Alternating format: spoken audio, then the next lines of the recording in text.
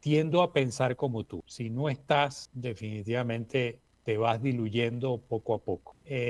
Eso es una posibilidad grande y amplia de que se vaya diluyendo. Además, porque nada más y nada menos va de asilo político a un país dictatorial. Entonces, ¿qué vas a hacer desde una dictadura por el bien de Panamá? Y no creo que el gobierno del dúo Ortega Murillo le permita hacer todo lo que él quiera. No Yo lo creo que veo, lo van a limitar mucho. no lo veo porque ahí todo va a tener un precio. Eh, Así es. y Y no es eso, barato. y no es barato, no es barato. Y lo otro es que, bueno, la diferencia que yo ya está con nosotros, nuestro consultor político de cabecera, estratega electoral y consultor político internacional, Orlando Goncalves. ¿Cómo estás, Orlando? Bienvenido, buen día.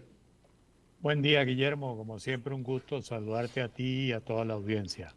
Espero que estés muy bien hasta allá a Bogotá, creo que estás en Colombia, así que te mando un gran abrazo. Y bueno, como tú acabas de escuchar, el mundo revuelto, ¿no? Totalmente, y pareciera, y todo indica que va a seguir revuelto y se va a poner más revuelto todavía, Imagínate, lamentablemente. organizaciones nacionalistas dominicanas. ¿Eso qué es? Bueno, recuerda que el dictador Leonidas Trujillo tuvo herederos y hay un Claro, hijo de él que aspira a ser presidente de la República. Ya lo intentó, registró un partido político, no ha tenido la aceptación mm, afortunadamente mayoritaria. Donald Trump es un niño de pecho al lado de las propuestas de este señor y me parece que es una estrategia desarrollada por ellos mismos de buscar elevar que la población sea la que exalte estos temas, a que se radicalice y luego entonces surja este señor, el hijo de Leonidas Trujillo, como el gran salvador y bueno, aquí está mi partido y yo y, y nosotros vamos a rescatar esto. Ahora, es un movimiento que está por todos lados. Ayer en Portugal, por ejemplo, en Lisboa, una persona colocó no sé cómo decirle, se me va la palabra, un monigote y un letrero reclamando la reinmigración, porque resulta que él vive allí desde que nació, sus padres ya murieron, heredó ese apartamento en pleno centro de la ciudad de Lisboa, pero resulta que el barrio se ha vuelto un barrio musulmán. claro. Entonces el señor reclama que esta gente se regrese a su país de origen, por eso la reinmigración. Y bueno, estuvo tensa la situación hasta que la policía llegó y logró calmar los ánimos. No entiendo. Yo te digo, yo vivo al lado de musulmanes, o sea, y son más buena gente tuviera. Nos llevamos muy bien todos. No No, entiendo. pero ve a Paitilla, o sea, ahí hay Sí, o sea, musulmanes, hay los señores son empresarios, trabajan duro, o sea, judíos, musulmanes, judíos, agnósticos, evangélicos, católicos, en el mismo no, edificio. pero no Paitilla, vete a Colón. Sí, en Vete todos a Colón, lados. o sea, Panamá en eso es una cosa sí, aquí absolutamente sorprendente. ese discurso sí de aquí, sí, no cala ni por cala. Ese, no. Aquí hubo Afortunadamente. un gobierno que se le fue de frente al tema de la xenofobia con los venezolanos, no porque lo promovió, sino porque precisamente dejó que se promoviera para que la gente mirara para otro lado de sus graves problemas que estaba causando, que aquí lo estamos sufriendo. Eh, y fíjate que salió ese gobierno y salió el problema, ¿no? Pero el Así daño es. estaba hecho. Pero bueno, y hablando de radicalizaciones, vamos a hablar de Ecuador. Bueno, ya escuchaste, ¿no?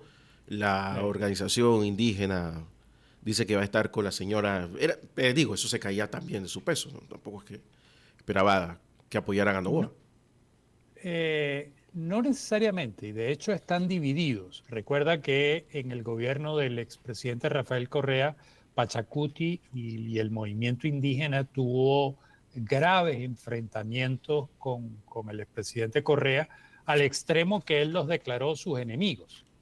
no ha sido una relación fácil, hay heridas abiertas, y si bien la directiva de Pachacuti firmó ese acuerdo y puso unas condiciones y unas medidas absolutamente concretas, como por ejemplo la dotación de recursos a la fuerza pública, acciones inmediatas para combatir la minería ilegal, la condonación de deudas vencidas del sector agropecuario, el cobro de las deudas a través del servicio de rentas, de descartar por completo una convocatoria a una asamblea constituyente que menoscabe los derechos de los pueblos indígenas, la implementación urgente de un programa de asistencia social y el pago de las deudas del Estado en el sistema de salud y seguridad social, y garantizar la dolarización, además del respeto a los derechos indígenas. Eh, este movimiento Pachacuti sacó el 5.20% de los votos, no es menor cosa, pero el movimiento indígena como tal, hay gente que todavía tiene ese recelo con la Revolución Ciudadana por Rafael Correa y lo mal que lo pasaron en su gobierno. Entonces no está claro que ese 5% vaya completico. Ahora, creo que la visita del señor Noboa a Estados Unidos y tomarse un par de fotografías con el presidente Donald Trump en Mar-a-Lago, creo que tampoco van a ayudar mucho al presidente Noboa, porque este movimiento indígena, si algo tiene clarísimo, es que no son muy amigos de los gringos. Entonces, me parece que esto va a ser que de ese 5%, 3 a 4% probablemente termine votando por Luisa González, que ya las encuestas la señalan estar al frente de la elección, y estamos a 15 días de la elección, y la mayoría de las encuestas le da entre 3 y 6%. Yo creo que esto, si no cometen errores, puede ayudarle. Ahora, también hay aquel famoso dicho, compadre, no me ayude tanto, y la verdad es que Petro ayer lanza un tuit hablando de la unidad latinoamericana y del sueño de Bolívar, y que no hay que tenerle miedo a ser poderoso, y que ojalá gane Luisa González y tal, y que el sueño de Bolívar y Venezuela y Ecuador y Colombia se unan. La verdad es que me parece que eso no ayuda tanto. Vamos a ver si el equipo de Novoa agarra eso de bandera y lo explota mediáticamente, pudiera generar algún tipo de daño. Si no, pasará de manera intrascendente. Sí, yo creo que al equipo de Noval nada más, ahora mismo nada más que le queda la baraja del miedo, ¿no? Es correcto, pero digamos, le queda la baraja del miedo, pero no es fácil, porque tú tienes un miedo peor que ha sido la inseguridad y que él no ha logrado resolver. Y sumado a la inseguridad, tienes el tema de los apagones, que son 10, 12, 14 horas al día, porque el sistema eléctrico ecuatoriano está colapsado. Entonces, más miedo que ese no creo que haya. Entonces, me parece, y aquí me parece que esto es clave, Noboa ha estado en lo político, y este viaje a los Estados Unidos para fotografiarse con Donald Trump es justamente para plantear el tema político, derecha contra izquierda, los buenos contra los malos. Mientras que Luisa González se ha enfocado en temas absolutamente puntuales de los ciudadanos y cómo ella pretende afrontarlos. Y este acuerdo con Pachacuti, por ejemplo, con las cosas concretas, específicas que se firmaron en ese acuerdo, dan a entender que están pensando en los ciudadanos. Esa diferencia puede hacer que Luisa González se lleve la elección. Bueno, pero es que queda claro que una persona que representa al correísmo eh, y que tenga tanta votación, además de sus características positivas, porque seguro que las tiene, eh, te dice, ¿no? El nivel de descontento que hay. Claro, claro. No solo el nivel de descontento, sino que definitivamente la gestión de Rafael Correa, nos guste, no nos guste, estemos a favor o estemos en contra, dividió la historia del Ecuador antes de Rafael Correa y después de Rafael Correa. Fíjate que él ha salido del gobierno ya hace más de una década y todavía sigue siendo el epicentro de la discusión política y se le toma como modelo a seguir. Entonces, evidentemente, algo habrá hecho bien. Puede ser que a uno no le guste su nivel de confrontación y cómo se manejaba y lo prepotente que en ocasiones sucedía, pero algo debió haber hecho bien, que su movimiento, estando él en el exilio, sigue funcionando y sigue teniendo la posibilidad de volver a gobernar el país. Si gana ella, ¿tú crees que termine pasando a Correa lo mismo que a Martinelli? Que el gobierno dice, sabes que tus problemas son tus problemas, resuélvelos y déjame gobernar. Uh, No sé, me parece que va a ser un gran protagonista, lo cual le va a hacer daño al gobierno de Luisa González, porque al ser un hiperlíder, eclipsa todo lo demás y lo lógico es que los expresidentes fueran eso, expresidentes, y se reservaran para grandes decisiones en las que pusieran su opinión y dieran su opinión, pero yo creo que no, que va a tener una participación mucho más activa. Luego, él maneja muchos hilos a lo interno del el Partido de la Revolución Ciudadana. Muchos de los que están alrededor de Luisa González fueron miembros de el gobierno, de los dos gobiernos de Rafael Correa. Entonces, creo que va a tener un gran protagonismo. Ahora, tiene un tema judicial y está sentenciado. La pregunta es si eso escala a la Corte Suprema y la Corte resuelve borrón y cuenta nueva. Ahí no tengo la claridad de qué va a pasar allí.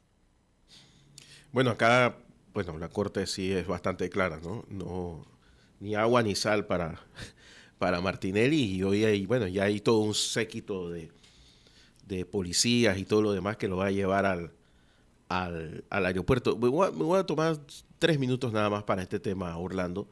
Yo decía más temprano esta mañana que esa larga sombra política de Martinelli va comenzando a acabar hoy. Eh, Porque no es lo mismo que tú estés a que no estés. Y, y cuando tú no estás y no puedes estar, ya te vas desinflando. Mira, eso podría ser correcto y si hacemos un paralelismo con el caso de Rafael Correa, no ha sido así en el caso de Rafael Correa.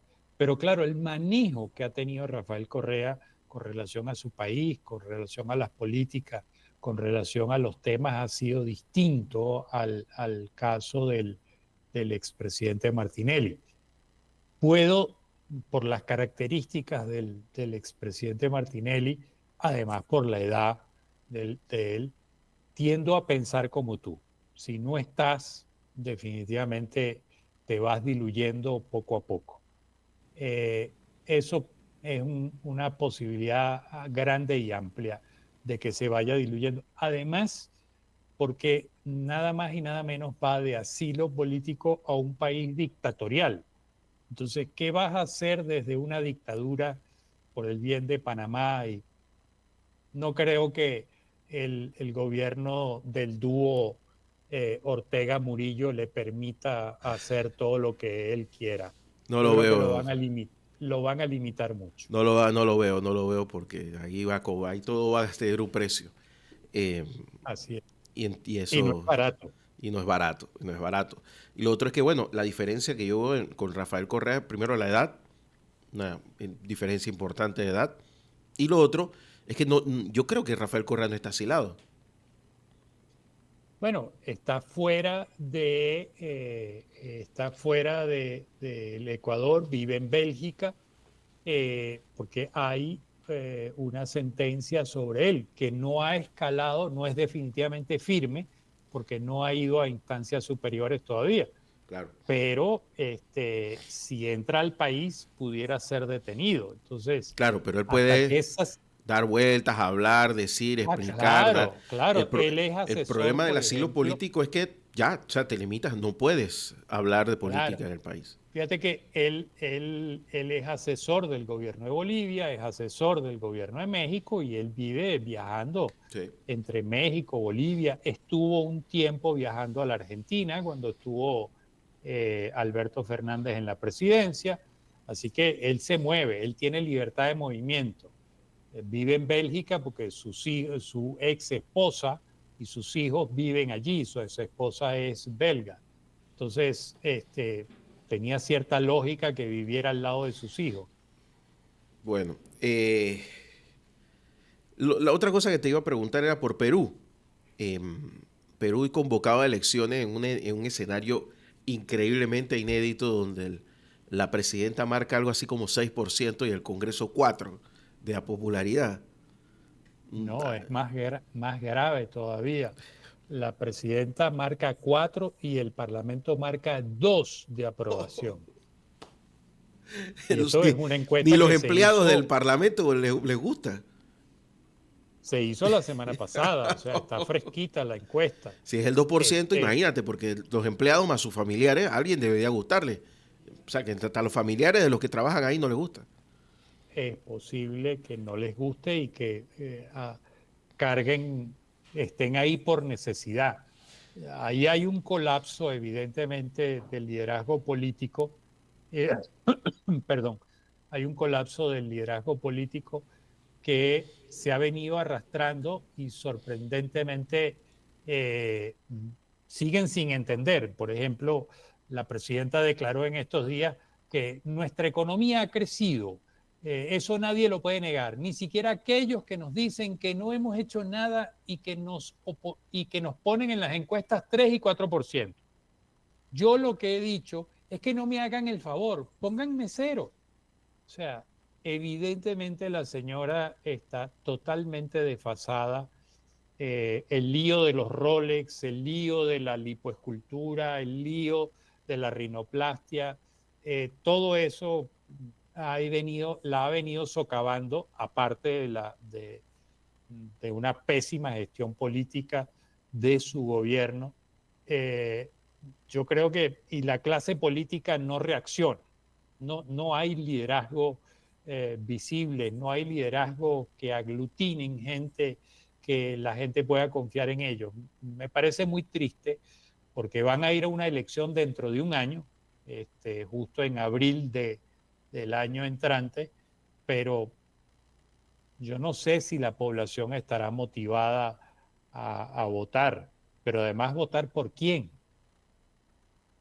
A decir, porque si va a ser la misma Keiko, que ha perdido ya como 5 veces, no tiene mucho sentido. Pareciera, la señora se ve muy tranquila en todo este proceso. Pareciera ser que su tema judicial es complicado y pareciera ser que ha logrado negociar y es parte de lo que la población rechaza, el contubernio entre los distintos actores de los distintos poderes. Ha logrado negociar, bueno, yo no me meto en líos, pero me dejan tranquila y no me llevan a la cárcel.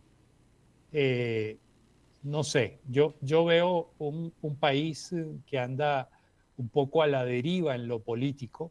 Sorprendentemente, lo que dice la señora Boluarte no es falso. Ha habido un crecimiento económico relativamente importante en cifras macroeconómicas, no así en cifras microeconómicas. Atención con eso. Entonces las cifras se ven bonitas, pero a nivel de la gente eso no está llegando con la suficiente fluidez. Y el país se ha sostenido a pesar de todas las crisis. Recuérdense que tiene 5 expresidentes señalados por casos de corrupción y detenidos. Eso no es menor cosa. Y fueron todos los expresidentes. Este, Y uno que se suicidó, o sea, que ya. y uno que se suicidó porque no quiso exponerse al escarnio público.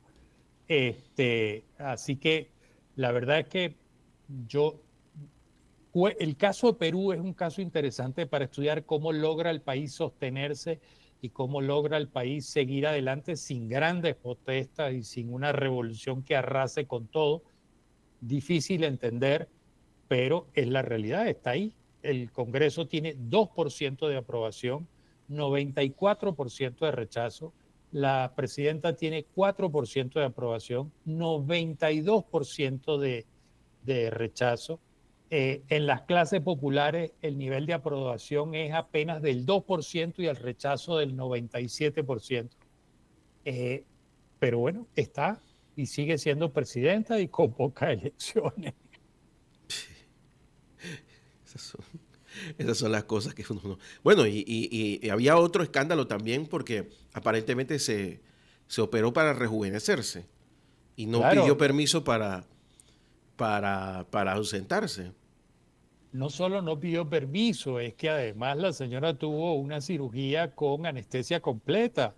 ¿Qué pasa si la señora se queda en el quirófano? ¿Qué pasa si la señora no despierta? Sí, porque Entonces era la un... señora ha tenido que reportar eso y encargar a alguien. Y entonces lo hicieron entre gallos y medianoche, a escondidas de todo el mundo, y la señora se desapareció por 10 días porque, bueno, cuando tú haces una rinoplastia, los morados que te quedan en la cara son impresionantes y necesitas unos días para bajar la inflamación y toneladas de maquillaje para disimular esos morados que tardan tiempo en desaparecer.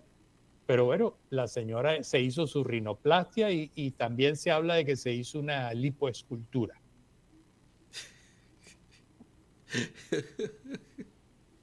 No sé, te iba a hacer un comentario, pero yo creo que mejor no lo hago. Es mejor, conociéndote es mejor que no. Es mejor que yo me quede callado porque... No, yo decía, o sea, que un amigo que le diga, oye, espera que salgas del puesto y ya te rejuveneces, ¿no? Es igual, No, es que el problema, y esto lo estamos viendo lamentablemente en muchas partes del mundo, es que se creen dioses del Olimpo. O sea, están en el poder y bueno, y aquí sí, es mi voluntad. Ese tema que yo traigo de la democracia imperial, que el señor Trump es, digamos, la punta de lanza de ese tipo de política, pareciera ser, o sea, Dios salve al rey, larga vida al rey, este, Dios me salvó para que yo salve a los Estados Unidos. Bueno, eso no es solo el señor Donald Trump, parece que muchos mandatarios consideran que siendo el poder son dioses del Olimpo y lo saben todo y bueno, lo pueden todo y hacen lo que quieren. va por el tercer mandato, pero ahora América Latina le tiene la solución a Donald Trump.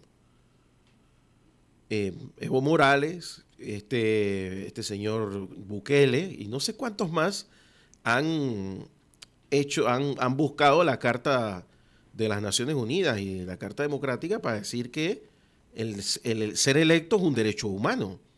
Así es, o tienes un Daniel Ortega y una Murillo, pues, Y, ¿cuál es el y que problema? O, lo que dice la Constitución va en contra de la Carta de Derechos Humanos que firmó el país.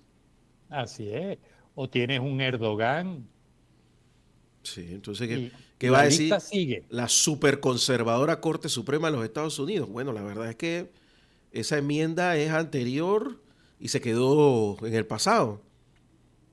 Bueno, yo tengo una tesis y lo puse en un artículo hace ya varias semanas atrás, donde yo decía, bueno, si el señor Elon Musk invirtió 280 millones de dólares y tiene tal nivel de poder y sus empresas se revalorizaron en 120 mil millones de dólares en 15 días, evidentemente han perdido dinero hoy, ha perdido valorización hoy, y el señor tiene 400 mil millones de dólares como fortuna.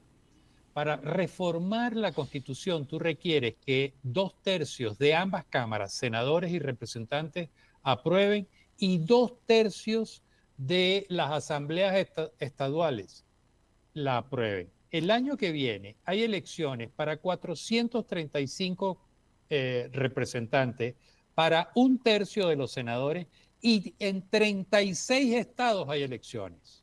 en 36 estados. Fíjate lo que hizo, lo que acá, y además yo escribí esto antes de que subiera el caso de Wisconsin y la Corte Suprema de Wisconsin y lo que trató de hacer el señor Moss regalando dinero para inclinar la balanza en la votación de en la elección de un miembro de la Corte Suprema de Wisconsin. Entonces, mi pregunta es, ¿qué pasa si el señor invierte el 5% de su fortuna, estamos hablando de 20.000 millones de dólares, en las campañas del año que viene? Evidentemente eso va a inclinar la balanza. No, Y peor aún, así, que invierta en las campañas ganadoras y que invierta para que pierdan algunos que van por a ir eso en contra. con 20.000 millones te da para todo, Sí, sí, te sí. da para todo. Entonces, y súmale a eso la manipulación de los algoritmos, no solo de Twitter, sino de las otras redes sociales, visto que todos los grandes tecnológicos se le cuadraron al señor Trump. Entonces, yo creo que el señor Trump no está jugando cuando habla de un tercer periodo y me parece que van a ir por la reforma constitucional por esa vía. Y le es factible, cuidado, es descabellado, es loco, es jalado de los pelos. Sí, pero es un escenario factible. Orlando Goncalves, ¿tienes columna esta semana en La Estrella? Sí, señor, tenemos columna esta semana titulada Despierten, todo cambió, hablando un poco justamente de cómo ha cambiado la gente, cómo ha cambiado la salud mental de la gente, cómo la gente cada día tiene más desapego a la democracia y cómo surgen estos tipos de líderes que están mancillando la democracia y qué se debería hacer fundamentalmente en materia política, en materia de gobernanza y en materia comunicacional para equilibrar esto y volver a la génesis de la democracia. Orlando Goncalves, te mando un gran abrazo y nada, nos vemos la próxima semana, ¿te parece? Dios mediante, un abrazo. Orlando Goncalves con nosotros aquí en La Mañana Ancon por Radio Ancon. Vamos a la pausa y regresamos. 92.1 FM y radioancon.com.